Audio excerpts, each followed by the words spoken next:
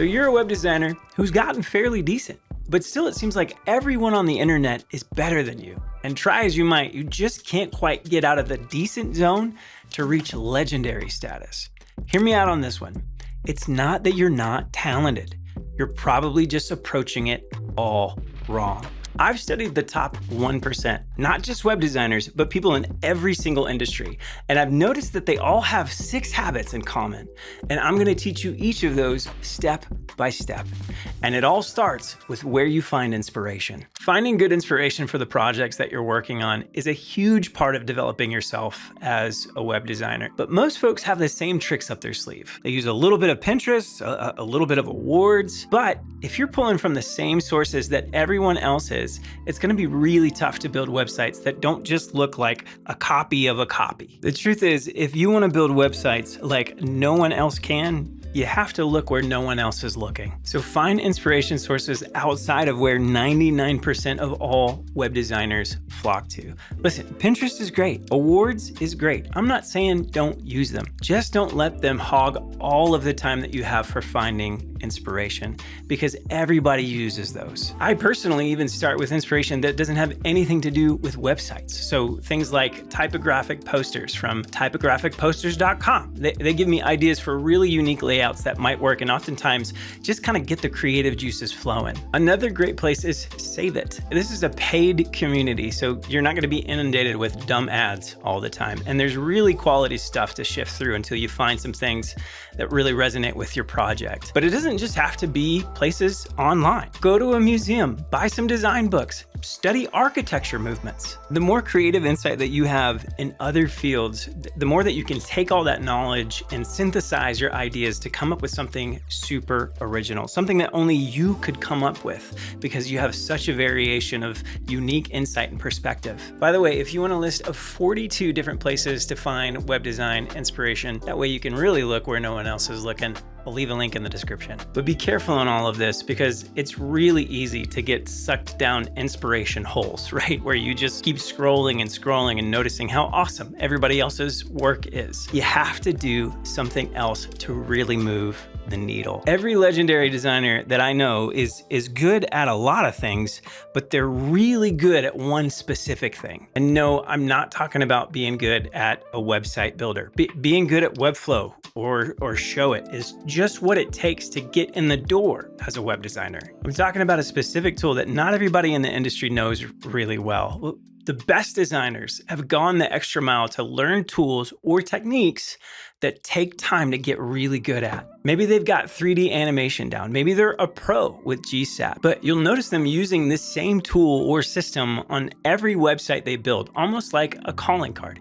You need that too. So find something on a website that really excites you, and then figure out what the designer or developer did to implement that.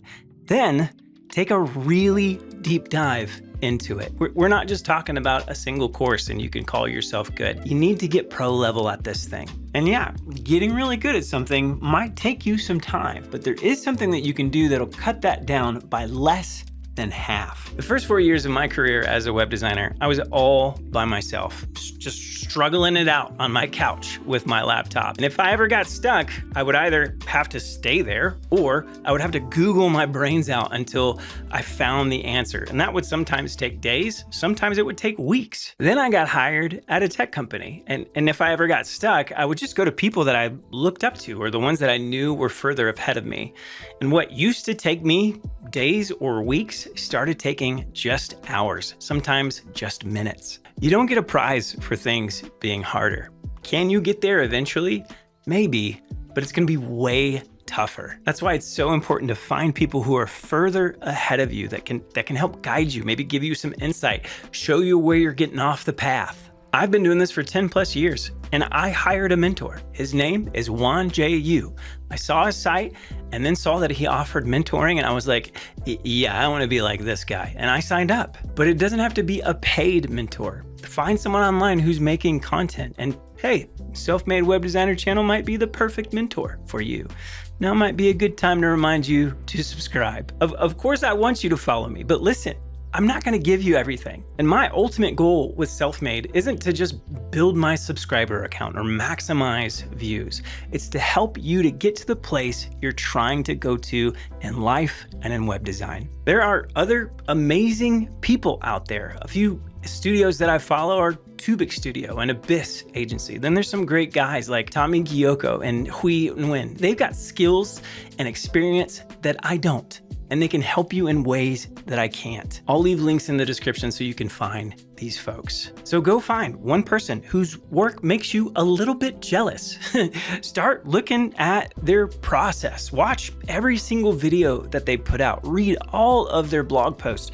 Maybe buy one of their courses. But be careful here. You're not just wanting to become a little clone of your mentor. You want to take their insight and then go and make it your own. I was at a Figma conference a few years back, and one of the speakers said something that I still think about a lot. They said this: if you're a designer, I should be able to look at your work and know that it came from you. Once you start really studying a good web designer's work, you're gonna notice that they repeat certain things almost on every project. Maybe it's a texture, maybe it's certain kinds of shapes or the way that they do layouts. And if you wanna get to legendary status, you should try to do the same. Find your style, something that leaves your signatures on things that you do. So someone can look at it and go, oh, I know who made this. Now, when I say all that, you might be thinking, but don't we want to mold ourselves to whatever the client wants or needs for their specific project?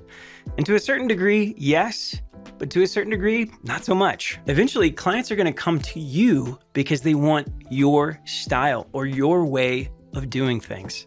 I have a friend that was caught in a loop of building websites that she didn't like just because she needed the work. And then that snowballed. Other people found her websites and then asked her to build the same kind of websites. And so it just kept repeating itself over and over again, and she was stuck. So she took down her entire portfolio and did her own personal projects with her own personal style. And as a result, her business exploded. Clients loved what they saw and wanted that exact same style for their website. So don't be afraid to pick a lane in web design. It oftentimes will be the thing that opens up more opportunities, not less. But there is this silent killer of every web designer's dream to become legendary. We kind of all deal with it, but if you let it, it will absolutely crush your hopes of reaching that next level. I'm talking about perfectionism. There's no way around this, okay? You have to be okay with making a lot of bad stuff before you make anything good. And that's true for every single person in every single industry. And look, I know personally that it hurts to ship something that feels like a C+ when you wanted an A+. But that C+ is a rep that you've got to do over and over again. You can't get to an A+ without the volume of work of C+ in your history. A while ago, I heard a quote from a guy named Neil Young, one of the best songwriters ever. And he said this: for every good song that I've written 60 or 70 bad ones. So if you want to get really good, you've just got to make a lot of bad stuff. Just start designing and building stuff, client stuff. And if the clients are too picky or you can't stretch your creative wings, then build personal stuff, even practice stuff that never sees the light of day. Build it, move on, and then try again next time, because reps are the only way to get to a place where the work that you do becomes consistently amazing. And yeah, it can be really discouraging in the early days, enough to make someone quit or give up altogether. But that habit is only a part of the equation. This next one is how you get over those creative roadblocks. I've noticed in my own journey that the times I've been most creative are seasons when I've got margin in my schedule to design my own projects and explore a lot more. Hustle culture is going to tell you to grind, and grind some more. I've seen videos of people saying, I'm locking myself in a room until I make $1 million. I've got a caveat to all of that. Grinding doesn't just mean doing paid work. You need to purposely schedule in time just to play around with ideas. So there's this guy named Oliver Smithies. He was a professor, a geneticist, a biochemist, but he also was a Nobel Prize winner. The dude was legit. And every single Saturday, he blocked the whole day off to do what he called wander off. He'd explore ideas outside of his field of expertise. He'd try irrational experiments. He would just play and have fun and turn off the logical part of his brain. But here's what happened. Sometimes those experiments led to other breakthroughs in the field that he was actually working in. All of that knowledge in the other fields that he was playing around with led him to make breakthroughs in the work that he was paid to do. And as I've been looking into other web designers and agencies, I've noticed that the best ones leave room to play, to explore, to chase rabbit trails that are not connected to the work that they're getting paid for. And that's exactly where their best work comes from. And you might be thinking, there's no way that I could add one more thing to my already busy schedule. After all, you probably barely feel like you have time for all the client work that you need to do. But this isn't just a nice to have option when you've got all the real work done. This is the real work. If you leave this out, you will eventually run out of unique ideas. It's just like how you can't get so much client work that you never have time to market yourself. If you do, eventually clients dry up. And the same is true for your creativity. So that's the big picture. And the big picture is super important, having a roadmap to even know which direction to head. But at a certain point, you're gonna need more than the big picture on your journey or path to becoming a legendary web designer. You're gonna have to get in the weeds on what actually works with a design and what doesn't. And sure, you might be able to figure those things out on your own, or you could watch this video where I share 6 practical tips that will help you make any website look world-class. Be sure to like this video and subscribe, and don't forget, if you don't quit, you win.